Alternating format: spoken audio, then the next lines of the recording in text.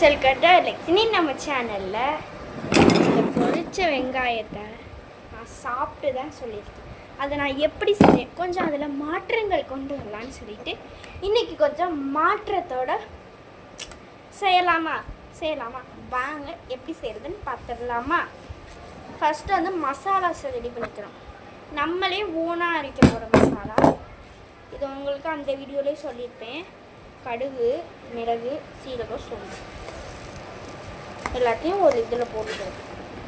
நீங்கள் வந்து மிக்சியில் கூட அரைச்சிக்கலாம். எனக்கு வந்து இதில் அரைக்கணும்னு ரொம்ப பிடிக்கும். இதில் தான் நான் அரைப்பேன். இந்த மாதிரி நல்ல ட்ரெயின் பேஸ்ட். இதில் கொஞ்சம் லெமன் ஆட் பண்ணிக்கோங்க.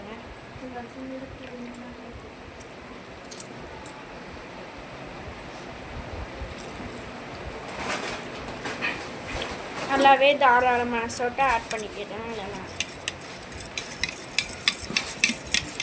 அவ்வளோதாங்க, மசாலா டாஸ்க்லாம் முடிஞ்சது. போயிட்டு நம்ம இனி அடுப்பை பற்ற வச்சு ஸ்டார்ட் பண்ணுறது தான்.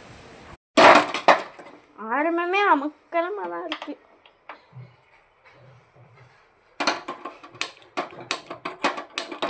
அதான் கேஸ் வேறு தட்டுப்பாட்டில் இருக்குது, கம்மியாக வேறு இருக்குது.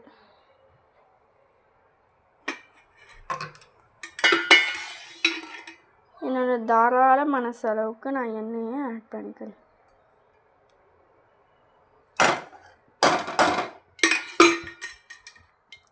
எண்ணெய் ஊற்றின பிறகு பொடி பொடியாக இந்த மாதிரி குண்டு குண்டாக நறுக்கின வெங்காயங்களை ஆட் பண்ணிக்கணும். இதை நல்லா எதுவுமே ஆட் பண்ணிடாதீங்க. இது மண்ணும் இருக்கு, மண்ணும்